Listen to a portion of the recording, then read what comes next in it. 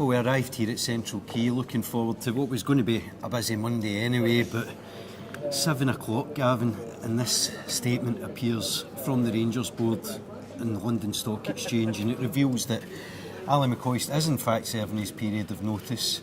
His wages go up to 750 grand a year for this final year that he's going to be in the job, and really it's just stirred up a hornet's nest all over again. Yeah, I mean, it's just tit for tat now, isn't it, from both camps, and you just wonder where it's going to end. I mean, revealing that his wages set to go up, I think it's obviously just designed again to try and sicken him, hoping that he'll walk away. But in a strange way, I think, the fans turned against Ally McCoist, obviously for football reasons, just thinking he's not up to the job. I think this has almost been a reminder of, just why they don't like the current board, because of actions like this. I think they can almost see through it, and it's almost made them take a step back and say, what camp are we in here? Even though we don't think Ally's up to the job of doing the job of manager, do we need him there just to protect the best interests of the club? At least you know that if he's in there, he wants the best for the club, If people were looking for clarity, I mean, this does provide it in the sense that it clears up that farcical situation where the news breaks on Friday, he's going, then no one will comment on it thereafter. I mean, it's in many ways typical of what's been happening with the club over the past few years. Yeah, I mean, we hear there's supposed to be a meeting on Wednesday, a kind of board meeting. I mean, one thing's for sure, we need to get clarity certainly before Saturday, you would think. I mean, they can't surely go into the Livingston game like this. I mean, we need to...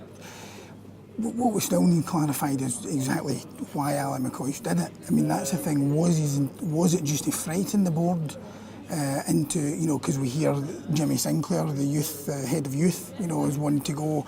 The manager's secretary, who's been there for around 40 years, she's another one that's going. So, I mean, did he do it just in the hope that it would frighten them and maybe make them take a step back, or did he do it because he genuinely believes his time's up and he no longer wants to manage the club? That's what we don't know. So we really need him to come out and say, why did he do it?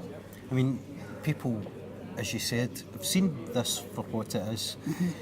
The club reveals very little. I mean, there's been so much duplicity. I mean, you could see that with the situation with Brian Stockbridge and the shares recently, where the club makes one statement and what's revealed is completely the opposite later in the case. The very fact that they've spoken about his wages, 750 grand, I mean, make no bones about this. This is a direct move to try and shame him into going in some respects, and it's not the first time they've done it either, revealing his wages. No, exactly. I mean, they're just trying to sicken him, embarrass him. Yeah, I mean, but that's what I'm saying. I think that maybe it may well have backfired on them in this sense, because where they would want fans to say 750,000, this is ridiculous, and it is a huge amount of money, but somebody at the club gave him that contract at some point and felt it was worth it, so they're also to blame for giving him it in the first place.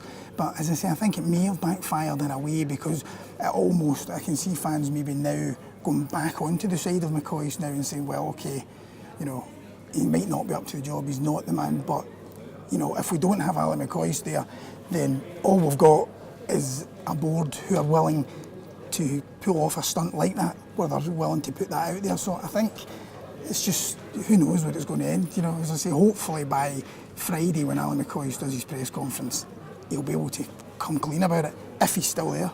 I mean, it's an extraordinary amount of money for anybody to be picking up, let alone a manager who's been taking his team up through the lower leagues of Scottish football. I mean, is it an obscene amount of money? Is it right for him to be taking that cash out of the club when people are losing their jobs?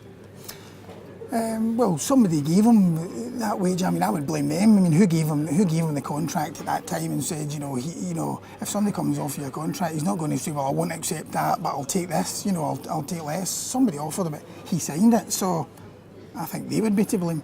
Did at any point, when they were really struggling financially, did at any point somebody sit down and say, listen, there's redundancies been made here, we don't have much cash, could we renegotiate? Would you be willing to not defer but accept less?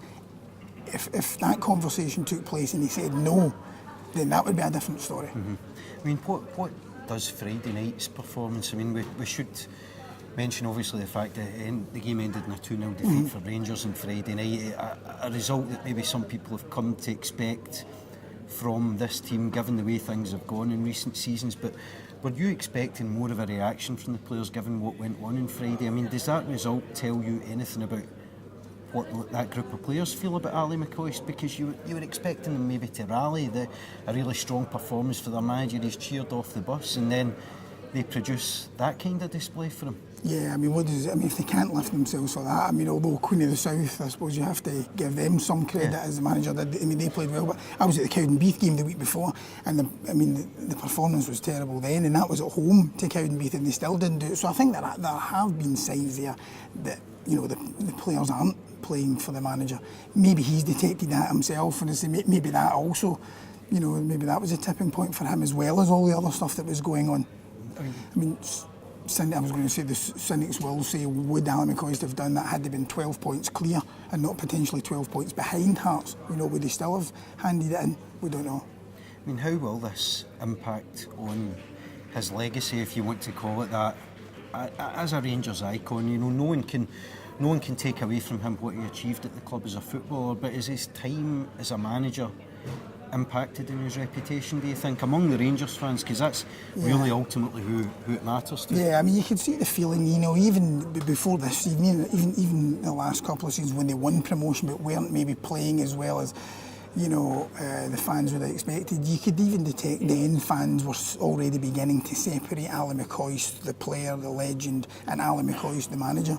You know, and I think, to be honest, I think most of the fans have already come to the conclusion. I don't think there's much can really rescue Ally McCoist's reputation as manager. I don't think, because it's almost gone beyond that point. I think fans have already made up their mind in that regard. But I think once, however it comes to an end, when it finally comes to an end, I think when the dust settles, fans will eventually get back to remembering Ally McCoist, the player and the legend. I mean, when we talk about John Gregg now, you know, fans don't, unless they're talking about John Gregg's time specifically as manager, they remember John Gregg as a great Ranger. You know, he was voted the greatest ever Ranger. They don't say, you know, John Gregg was a great player, but, you know, he was rubbish as a manager. Unless people get into that specific debate, what was John Gregg like as a manager, then they'll say, well, it didn't work out for him.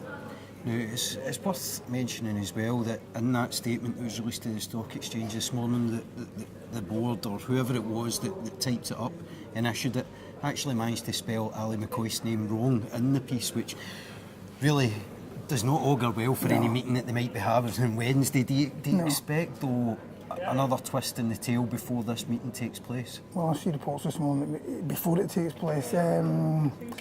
I think Wednesday, I mean, if the board are going to sit down, I think Wednesday something must come out of that. It's either going to be that the board say, well, you know, we're sorry, Ally, we won't sack all these people, which I can't, you know, see happening, or maybe he just says enough's enough and he does just do walking away. But I mean, remember the share certificates that were sent out had the wrong names on them, didn't they? We recently recorded the story that Charles Green's name and Brian Stockbridge, so nothing should surprise you when the official statements come out. Well, we will obviously be covering that breaking story on the website. Check dailyrecord.co.uk for any breaking headlines and news. But for myself and Gavin, thanks very much for joining us.